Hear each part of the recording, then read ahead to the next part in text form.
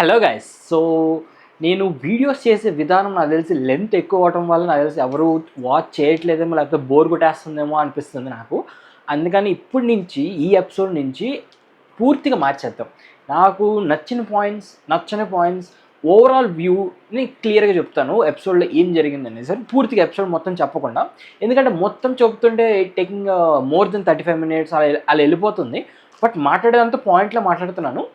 But అనవసరం పాయింట్లు ఎక్కువ ఉన్నాయేమో అనిపిస్తుంది నాకు తెలిసినంత వరకు. సో అందుకని ఏం చేద్దామంటే షార్ట్ చేద్దాం వీడియో అంతా. సో ఓన్లీ నాకు నచ్చని ఏమైనా ఇంపార్టెంట్ పాయింట్స్ ఉన్నా, లేకపోతే నచ్చిన పాయింట్స్ ఉన్నా, నచ్చిన వాళ్ళ గురించి చెప్పాలన్నా వాళ్ళ గురించి చెప్తాను. సో ఇంకేం లేట్ వద్దు, డైరెక్ట్గా వెళ్ళిపోదాం. సో నాకు తెలిసి ఫస్ట్ టైం చూస్తూ ఉంటారు. సో ప్లీజ్ లైక్ చేయండి, షేర్ చేయండి అండ్ సబ్స్క్రైబ్ చేయండి నా ఛానల్కి సన్నీ ఒపీనియన్స్. సో ఇన్ డెప్త్లోకి వెళ్ళి రివ్యూ మొత్తం ఇన్ డెప్త్లో ఒపీనియన్ మొత్తం కనుక్కుందాం అసలు ఏం జరిగిందా అని చెప్పేసి. సో ఇవాళ 2 టాస్క్ల గురించి మాట్లాడుకుందాం. నాకు ప్రతిసారి 2 టాస్క్లు జరుగుతున్నాయి. ఒకటేమో ఈ టీమ్ లీడర్లు టీమ్ సెలక్షన్ కోసం ఒక టాస్క్ జరుగుతుంది. ఇంకో టాస్క్ వచ్చేసరికి వాళ్ళ దాన్ని ఏమంటారు, స్ట్రాటజీ టాస్క్ కానీ, ఫిజికల్ టాస్క్ కానీ, ఇలాంటి టైప్ ఆఫ్ టాస్క్లు జరుగుతున్నాయి. సో ఫస్ట్ ఆఫ్ ఆల్ దీని గురించి మాట్లాడుకుందాం. దేని గురించి ఆటోమేటిక్గా లీడర్ని ఒకరిని ఎన్నుకున్నారు. లాస్ట్ టైం విన్ అయ్యారు కాబట్టి లాస్ట్ ఎపిసోడ్లో విన్ అయింది ప్రియా గారు. సో ప్రియా గారిని ఆటోమేటిక్గా లీడర్ అయ్యారు. వాళ్ళు హరీష్ గారిని సెలెక్ట్ చేశారు. అది కరెక్టా కాదా?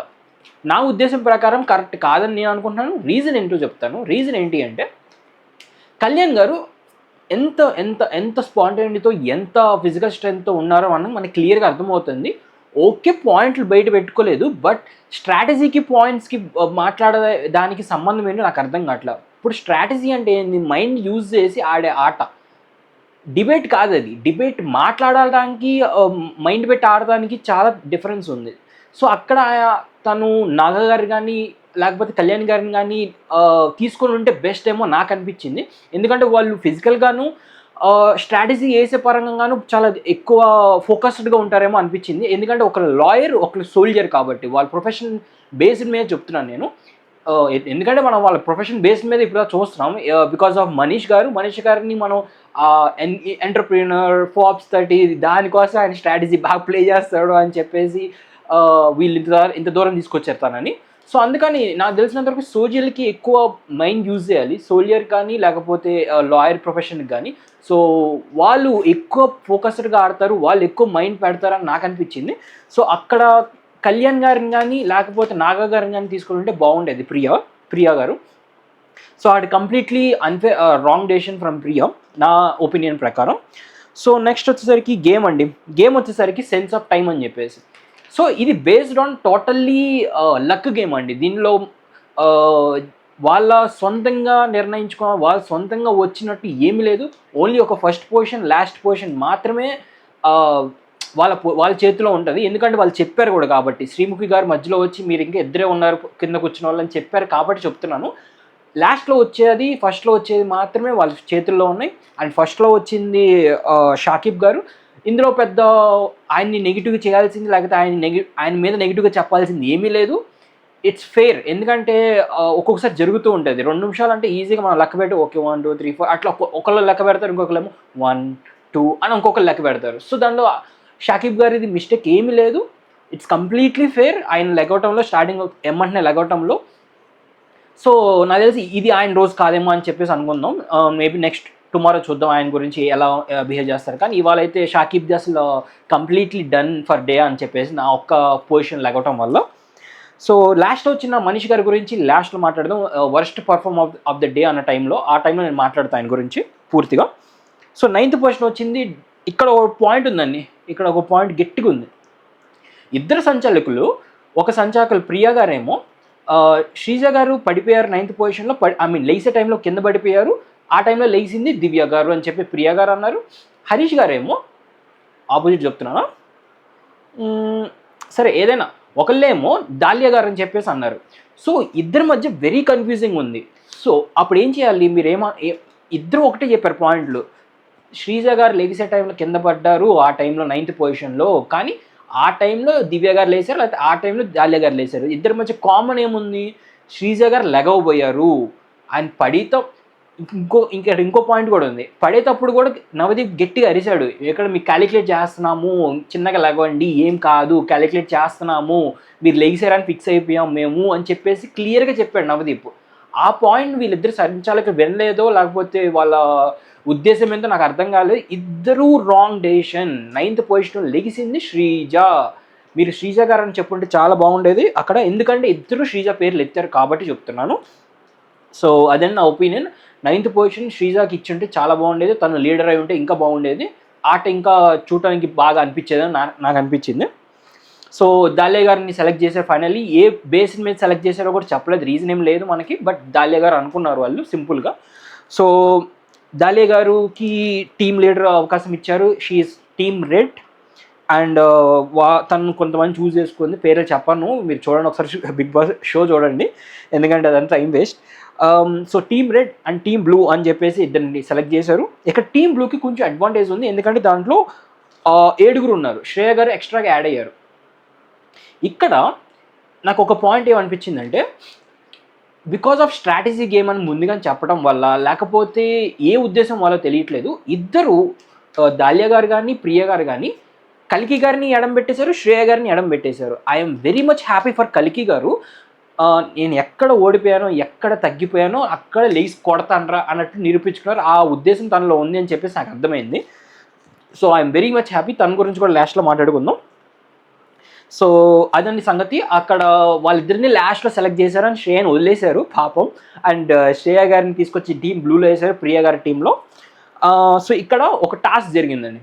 టాస్క్ వచ్చేసరికి పాట్స్ ఉంటాయి, కుండలు ఉంటాయి, కుండలని పట్టుకోవాలి. ఇది నేను ఫస్ట్ ఈ టాస్క్ చెప్పినప్పుడు ఇదేం దీనిలో స్ట్రాటజీ గేమ్ ఏముందిరా, ఫిజికల్ గేమే కదా, పట్టుకోవడం ఫిజికల్ గేమ్ కదా అని చెప్పేసి అనుకున్నాను. బట్ ఆ ట్విస్ట్ బాగా నచ్చింది. ఎప్పుడైతే కుండ కింద పడే ఫోటో వస్తుందో ఆ ఫోటోలో ఉన్న వాళ్ళు మాత్రమే ఎలిమినేటెడ్ అని చెప్పేసి అనే ట్విస్ట్ మాత్రం అదిరిపోయింది, చాలా అంటే చాలా బాగా నచ్చింది. సో ఇన్డెప్త్లో వాళ్ళు ఆ టాస్క్ గురించి మొత్తం మాట్లాడుకుందాం. సో ఇచ్చారు, కుండలు ఇచ్చారు, అందరు నుంచున్నారు, అందరూ వాళ్ళ కుండల్ని పట్టుకున్నారు. ఇక్కడ స్టార్టింగ్లోనే సరే మొత్తం జరిగింది, అంత బాగానే జరిగింది. ఇద్దరి గురించి మాట్లాడతాను. ఒకళ్ళేమో ప్రియ గారు, ఇంకొకళ్ళేమో ప్రసన్న గారు. సో ప్రియ గారు ప్రసన్న గారు ఇద్దరిది బెండ్ అయిపోయింది, ఇద్దరికి చెయ్యిలు ఉంచేశారు అని చెప్పేసి అన్నారు. ఒక రియాలిటీలో మాట్లాడుకుందాం, అక్కడ ఎవరు వంచకుండా ఉన్నారని చెప్పి మనకు అనిపిస్తుంది. ఎవరు వంచకుండా ఉన్నారు? అందరూ వంచారు, అందరూ సపోర్ట్ తీసుకున్నారు, అందరూ అన్ఫేర్ గేమే ఆడారు. నా పాయింట్ ఏంటి అంటే, ఆడితే అందరూ అన్ఫేర్గా ఆడాలి, లేకపోతే అందరూ ఫెయిర్గా ఆడాలి. ఈ మధ్యలో అస్సలు ఉండకూడదు. సో అక్కడ ప్రియ గారు దించింది ఏదో ఒకసారి 2 సార్లు దించుంటారేమో, అది ఇలా కిందకి ఇంతవరకు దించుంటారేమో, దానికి అవుట్ ఆఫ్ ద రేస్ అనడం, లేకపోతే ప్రసన్న గారిది ఒక్కసారి ఇలా వెనక్కి రావడం, దానివల్ల అవుట్ ఆఫ్ ద రేస్ అనడం మాత్రం ఇట్స్ వెరీ అన్ఫేర్. ఎందుకంటే అక్కడ అందరూ అన్ఫేర్గా ఆడారు, అందరూ వాళ్ళ సపోర్ట్ తీసుకోవటం కానీ, లేకపోతే బెండ్ చేయడం కానీ, లేకపోతే చేతిని లోపల లాగా తీసుకుని రావటం కానీ, ఇవన్నీ ఆడిన వాళ్ళు అందరూ. But I'm very very happy, అందరికీ ఇంత స్ట్రెంగ్త్ ఉందని చెప్పేసి నేను ఎప్పుడు అనుకోలేదు. And I'm very very impress with all of them. Hats off అందరికీ. అంతసేపు వాళ్ళ పాట్ని ఎట్లయినా సపోర్ట్ తీసుకొని కానీ, లేకపోతే చెయ్యి ముందు పెట్టడం కానీ, లేకపోతే ఎలా అయినా ఉండని, బట్ వాళ్ళు అంతసేపు ఉన్నారు అనటమే వాళ్ళ రెసిస్టెన్స్ పవర్ ఎంత ఉంది, వాళ్ళ మైండ్ సెట్ ఎలా ఉంది అని చెప్పేసి మనం నిరూపిస్తున్నారు వాళ్ళు. So very very hats off to each and every one of them. And దానిలో ఒక్కరి గురించి ఎక్స్ట్రాగా చెప్పాలనుకుంటున్నాను. ఎవరి గురించి అంటే హరీష్ గారి గురించి. రీజన్ ఏంటి అంటే, సో మిగతా వాళ్ళందరూ ఇలా పట్టుకునేటప్పుడు వాళ్ళ ఫేస్లో ఎక్స్ప్రెషన్ కానీ, లేకపోతే బాడీ లాంగ్వేజ్ కానీ మారుతూ ఉన్నాయి. ఎక్కడో చోట కొంచెం అన్కంఫర్టబుల్గా ఫీల్ అవ్వటం, కొంచెం టైర్డ్ అయిపోతాం, కొంచెం అనే ఇబ్బందిగా పెడతాం, ఫేస్ని అర్థమైపోతుంది. బట్ హరీష్ గారు ఒక్కళ్ళే ఫ్రమ్ స్టార్ట్ టు ఎండ్ ఒకే పొజిషన్లో ఒకేలాగా ఒకే ఫేస్ ఎక్స్ప్రెషన్తో నీట్గా నుంచుని ఉన్నారు, అస్సలు కదలలేదు. So very very impressed with Harish garu. నేను లాస్ట్ ఎపిసోడ్లో ఆయన ఫిజికల్ స్ట్రెంత్ ఎలా ఉందో తెలుసుకోవాలి అని అనుకున్నాను. అండ్ ఇక్కడితో దాన్ని ఏమంటారు, ఆ డౌట్స్ అన్ని క్లియర్ అయిపోయాయి. So hats off mask man గారు, హృదయ మానవ్ గారు. సో చాలా బాగా ఆడారు. సో ఇంకొకటి చెప్పాలనుకుంటున్నారు ఈ గేమ్లో. శ్రీజ గురించి మాట్లాడదాం అనుకుంటున్నాం. అట్ ద గేమ్ స్టార్టింగ్లో అందరూ ఫింగర్కి ఈ ఎడ్జ్ని పట్టుకోవాలని చెప్పేసి ఉంది గేమ్ అయితే అదే, ఈ ఎడ్జ్ని పట్టుకోవాలి అని చెప్పేసి. కానీ స్టార్టింగ్లోనే మీరు శ్రీజ గారిది కానీ, లేకపోతే కల్కి గారిది కానీ మీరు చూస్తే వాళ్ళ వాళ్ళ రోప్ తాడు ఇక్కడికి వెళ్ళిపోతుంది, ఈ ఎడ్జ్ ఆఫ్ ది హ్యాండ్కి. ఇక్కడికి డిఫరెన్స్ ఏంటి అని అనుకున్నాం. ఇక్కడ స్టార్టింగ్ డిఫరెన్స్ ఏమైంది అంటే, మీరు అలా పెడితే ఆ వెయిట్ అంతా ఫింగర్ మీద పడుతుంది. అదే ఎగ్జాంపుల్కి మీరు ఇక్కడ పెట్టారనుకోండి, కొంచెం వెనక్కి పెట్టారనుకోండి, ఆ వెయిట్ అంతా కొంచెం హ్యాండ్ మీదకి తీసుకుంటుంది, అంటే ఈ హ్యాండ్ అంతా ఆ వెయిట్ మీద పడుతుంది. సో మీరు ఇంకా ఈజీగా దాన్ని ఎక్కువసేపు మోయగలరు. సో ఇక్కడ శ్రీజాది అండ్ కల్కిది కొంచెం అన్ఫేర్ అనిపించింది స్టార్టింగ్లో చేశారు కాబట్టి. తర్వాత అందరూ కొంచెం ఇటుకి మార్చుకున్నారు, కొంచెం అటుకు మార్చుకున్నారు, కొంచెం ఇలా బెండ్ చేశారు కింద దాకా. ఇవన్నీ జరిగినాయి, బాగానే ఉంది. ఎందుకంటే అంతసేపు అందరూ మోయటం it's a impossible task. So ఒకే హ్యాండ్లో అంటే ఒకే వేల్ మీద ఒకే పొజిషన్లో మోయటం అనేది ఇంపాసిబుల్ టాస్క్. సో నేను అంటుంది ఏంటంటే, జరిగితే అందరికీ జరిగింది కాబట్టి వదిలేంట్రా, ఎలా కూడా ఉంచున్నారు కదా ఉన్నివ్వండి అని వదిలేసి ఉంటే బాగుండేది. ఈ మధ్యలో ప్రసన్న గారిది కానీ ప్రియా గారిది కానీ వీళ్ళు ఇలా కిందకి బెండ్ అయింది, ఇవన్నీ ఎందుకు అనవసరం అనిపించింది నాకు, వాళ్ళని బయటికి తీసుకొని రావటం. సో అదండి నాకు కొంచెం అన్ఫేర్ అనిపించింది. మీ ఒపీనియన్ ఏందో ఒకసారి కమెంట్ బాక్స్లో కమెంట్ చేసి చెప్పండి. ఇంకోటి ఏం మాట్లాడదాం అనుకున్నాం అంటే, దిస్ వన్ స్మాష్డ్.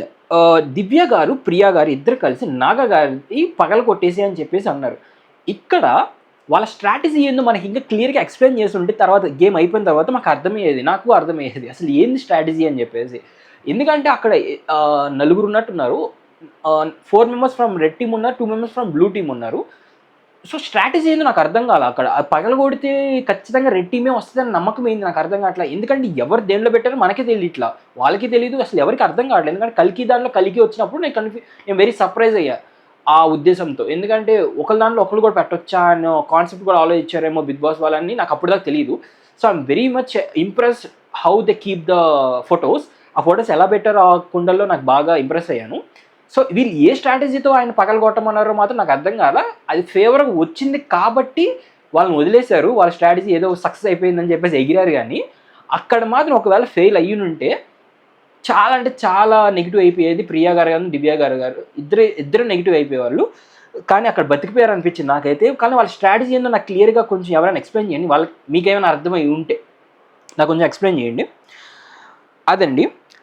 నెక్స్ట్ వచ్చేసరికి హరీష్ గారు, ఇక్కడ ఇది ఎంతవరకు న్యాయం అనేది నేను చెప్పలేను. ఎందుకంటే శ్రీజ హరీష్ గారిలో ఉన్న కొండలో ఉన్న పిక్ని క్లియర్గా చూసేసింది.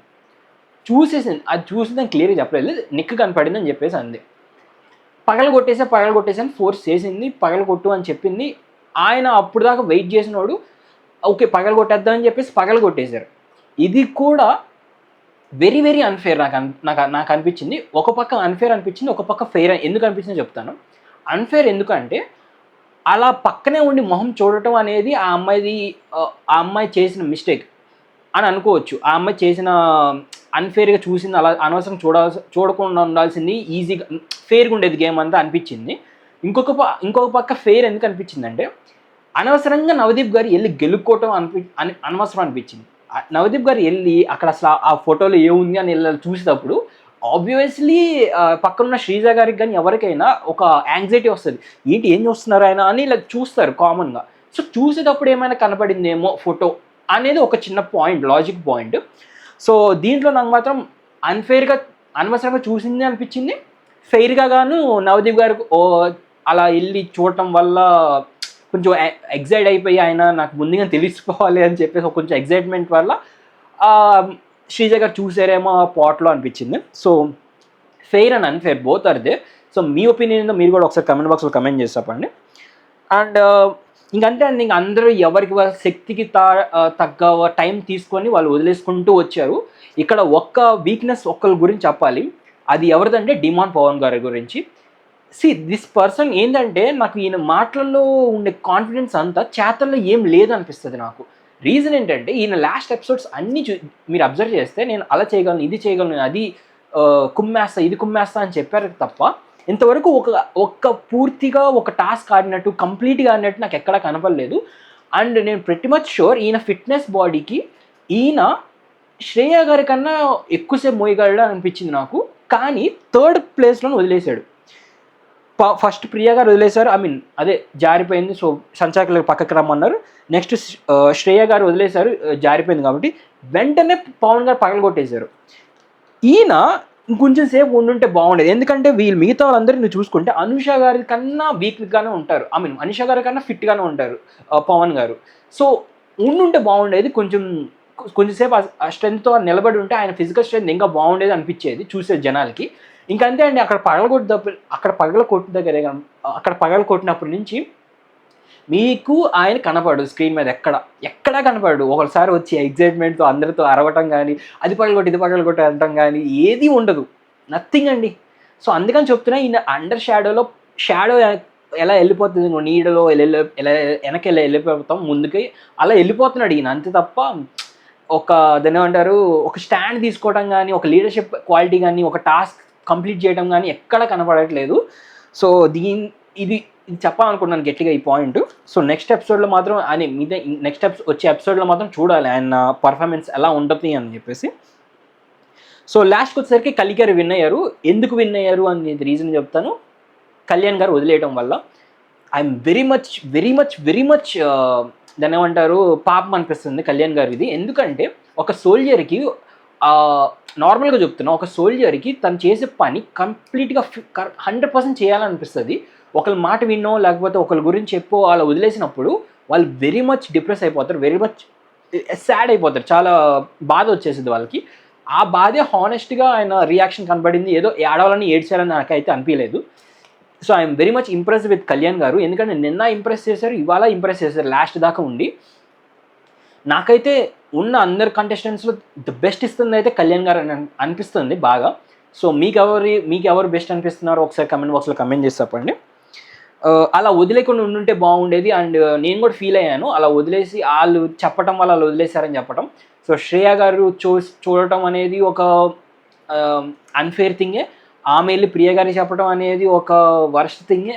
ప్రియ గారు వచ్చి లీడర్ అయ్యుండి, శ్రేయ గారు వచ్చి చెప్పినా కూడా ఏం పర్లేదు, తను ఉండగలడు, కల్కి గారే కదా ఉండగలరు, తను ఇప్పుడు దాకా ఉన్నాడు, ఖచ్చితంగా ఉంటాడులే, అప్పుడు దాకా వెయిట్ చేద్దాం, పగలగొట్టేయటం ఎందుకు అని చెప్పేసి తను చెప్పొచ్చు తను.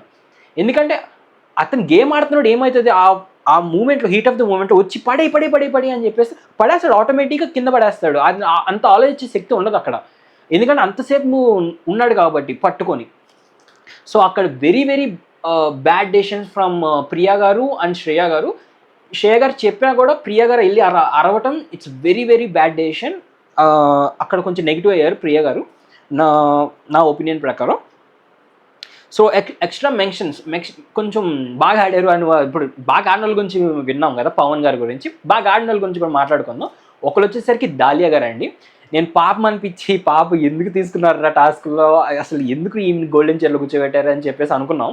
బట్ బాగా పర్ఫామ్ చేశారు. ఫిజికల్గా తను స్ట్రాంగ్ అని మనం అనుకుంటూనే ఉన్నాం, నిజంగానే ఫిజికల్గా స్ట్రాంగ్. తను లాస్ట్ దాకా మెయింటైన్ చేశారు ఆ ఫిజికల్, ఆ పాట్ని, ఆ కుండని లాస్ట్ దాకా.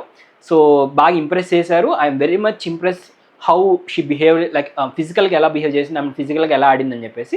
బట్ చూడాలనుకుంటుంది ఏంటి అంటే దాలియా గారు ఎట్లా మాట్లాడతారు, పాయింట్స్ని ఎలా డిఫెండ్ చేసుకుంటారు అనేది, ఆ పాయింట్స్ గురించి. అది నాకు తెలిసి నెక్స్ట్ ఎపిసోడ్స్లో బయటపడిపోతుంది. నెక్స్ట్ ఇంకొక బాగా ఆడిన వాళ్ళు కల్కి గారు, చాలా అంటే చాలా బాగా ఆడారు. సో వీళ్ళ గురించి ఇప్పుడే చెప్పేమంటారు, చెప్పేస్తాను. సో నాకు కల్కి గారి గురించి చెప్పాలనుకుంటుంది దేనికంటే, నేను లాస్ట్ ఎపిసోడ్లో కల్కి గారు అసలు డిఫెండ్ చేసుకోలేదు, వర్స్ట్గా ఆడారు, చాలా బాగా ఆడలేదు అని చెప్పేసి అనుకున్నాం కదా. ఇప్పుడు ఈరోజు తను అనుకోవటం, నేను వర్స్ట్ ప్లేయర్ నుంచి బెస్ట్ ప్లేయర్ అవ్వాలి అని చెప్పేసి ఆ పట్టుదల ఉండటము, ఇట్స్ కమెండబుల్ అండి. నిజంగా చెప్తున్నాను, నేను ఖచ్చితంగా ఆ పాయింట్ మీద నిలబడాలి అని చెప్పేసి వాళ్ళు డీమోటివేట్ చేసిన, డీమోటివేట్ ఎక్కడ అవుతారో తెలుసా, మిమ్మల్ని మీ చుట్టుపక్కల అందరినీ సెలెక్ట్ చేసి మిమ్మల్ని సెలెక్ట్ చేయకపోతే, అది కూడా మీతో పక్కన ఉన్న ఒక చిన్న అమ్మాయితో పోల్చుకొని వాళ్ళు మిమ్మల్ని సెలెక్ట్ చేయకపోతే వెరీగా చాలా మంచి డీమోటివేట్ అయిపోతాం. అక్కడ కల్కి గారు అలా డిమోటివేట్ అయిపోయి గేమ్ కూడా సరిగ్గా ఆడరేమో అనుకున్నాను నేనైతే స్టార్టింగ్లో. బట్ హ్యాట్స్ ఆఫ్ అండి, చాలా అంటే చాలా బాగా ఆడారు. సో అలా కొంచెం పొగడాలి కదా కొంచెం బాగా ఆడినప్పుడు, సో అందుకనే అది కొంచెం బాగా ఆడారని చెప్పడం. ఇంకంతే అండి. లాస్ట్కి వచ్చేసరికి worst and valuable players, perfect decisions, worst is Manish and valuable player is Kalyan గురించి ముందుగా చెప్పేసి ఎందుకు వాల్యుబుల్ ప్లేయరు. ఉన్న అన్ని టాస్క్లో అన్నిట్లో 100% ఇచ్చాడు. ఒక్క ల్యాగింగ్ పాయింట్ ఏంటంటే, ఇంకా ఆయనకి డిఫెండ్ చేసుకున్న టాస్క్ ఇంకా రాలేదు, డిబేట్ చేసే టాస్క్ ఇంకా రాలేదు. ఆ మాట్లాడే టాస్క్ ఏమైనా వచ్చి ఆయన ఏమైనా మాట్లాడతాం తడబడినా లేకపోతే కొంచెం ఇబ్బంది పడినా ఆయనలో ఏదో నెగిటివ్ పాయింట్ ఉంది, వీక్ పాయింట్ ఉంది అని అనుకోవచ్చు. బట్ ఇప్పటికైతే నాకు తెలిసినంత వరకు అయితే ఆయనలో వీక్ పాయింట్స్ అయితే నాకు ఇప్పటిదాకా కనపడలేదు. సో వెరీ వాల్యుబుల్ ప్లేయర్ ఈ రోజుకి. వర్స్ట్ ప్లేయర్ వచ్చేసరికి మనీష్. 100% రీజన్స్ చెప్తాను. రీజన్స్ ఏంటంటే ఈయన్ని కూర్చోబెట్టుకోవడానికి, ఈయన గోల్డెన్ చైర్లో కూర్చోబెట్టుకోవడానికి కారణం ఏంటి? ఈయన స్ట్రాటజీగా ఆలోచిస్తాడు. ఈయన ఫాబ్స్ 30లో ఉన్నారు. ఈయన ఎంటర్ప్రీనర్, ఇంత బాగా స్టార్టప్ని మెయింటైన్ చేశాడు, ఇంత సంపాదించాడు, ఇంత బాగా ఆలోచిస్తాడని చెప్పే కదా వాళ్ళు గోల్డెన్ చైర్లో కూర్చోబెట్టింది. సో నువ్వు స్ట్రాటజీ గేమ్స్లో కూడా నువ్వు ఇలానే ఆడితే ఎట్లా వాళ్ళకి? అండ్ ఆల్సో నేను అభిజిత్ గారు ఎంత డిప్రెస్ అయ్యాడో నాకు అర్థమైపోతుంది ఆయనలో. ఎందుకంటే అభిజిత్ గారు వెరీ మచ్ ఇంప్రెస్డ్ అనమాట ఆ ఆడిషన్స్ టైంలో మనీష్ గారితో. ఈ స్ట్రాటజీ బాగా ప్లే చేస్తాడు, బిగ్ బాస్ టైంలో బాగా ఆడతాడు అని చెప్పేసి. ఇక్కడ ఒక్క టాస్క్ కూడా పర్ఫామ్ చేయట్లా. అండ్ నాకు ఇంకా బాధ అనిపించింది, ఎందుకంటే శ్రీముఖి గారు వచ్చి డైరెక్ట్గా చెప్పారు కూడా, ఇంకా ఇద్దరే కూర్చొని ఉన్నారు అని చెప్పేసి. ఎమ్మన్నే లెగ్స్ ఉంటే నాకు చాలా అంటే చాలా బాగా అనిపించేది మనీష్ గారి ఆలోచన విధానంలో. బట్ ఆయన అక్కడ కూడా నేను కాసేపు కూర్చోవాలి అని చెప్పేసి మాట్లాడి మళ్ళీ బయటకు వచ్చిన తర్వాత 9th పొజిషన్ కోసం వెయిట్ చేస్తున్నానని చెప్పేసి అంటాం. ఏమో ఆయన థింకింగ్ ఏంటో, ఆయన ఏంటో నాకు అసలే అర్థం కావట్లా. అండ్ రేపు ప్రోమోలో కూడా ఆయన రేపు గేమ్ కూడా ఓడిపోయాడు అన్నట్టు చూపిస్తున్నారు. ఏమో సార్, ఈయనైతే నాకు ఈయన సపోర్ట్ చేసే ఫ్యాన్స్ ఒక్కసారి నాకు కమెంట్ బాక్స్లో కమెంట్ చేసి అవ్వండి, రీజన్ ఏంటి? ఈయన్ని సపోర్ట్ చేయడానికి రీజన్ ఏంటి? ఈయన్ని ఓట్ వేయడానికి రీజన్ ఏంటి? నేనైతే 100 రీజన్స్ చెప్తా కళ్యాణ్ గారికి ఎందుకు ఓట్ వేయాలని చెప్పేసి, లేకపోతే మిగతా శ్రీజ గారికి ఎందుకు ఓట్ వేయాలని చెప్పేసి. బట్ ఈయన్ని ఓట్ వేయడానికి రీజన్ ఏంటి నాకు ఒక్కలైనా చెప్పండి ప్లీజ్. ఎందుకంటే అస్సలు రీజనే లేదు ఈయన బిగ్ బాస్లోకి తీసుకెళ్ళడానికి, మెయిన్ బిగ్ బాస్ 9లోకి తీసుకెళ్ళడానికి. సో అదండి ఈ రోజుకి రివ్యూ. నేను తెలిసి చాలా ఫాస్ట్గా మాట్లాడాను, చాలా ఫాస్ట్ చెప్పాను. నాకు తెలిసి లెంత్ తక్కువ రావడానికి వస్తే బాగుండు. So that's all from today guys. నేను ఏమైనా మిస్ అయితే నాకు కమెంట్ బాక్స్లో కమెంట్ చేసి చెప్పండి. నేను ఆ కమెంట్స్ చదివి నెక్స్ట్ ఎపిసోడ్లో నేను అవి రిపీట్ చేస్తాను, దాని గురించి మాట్లాడతాను. So that's all from today guys. Signing off Sunny.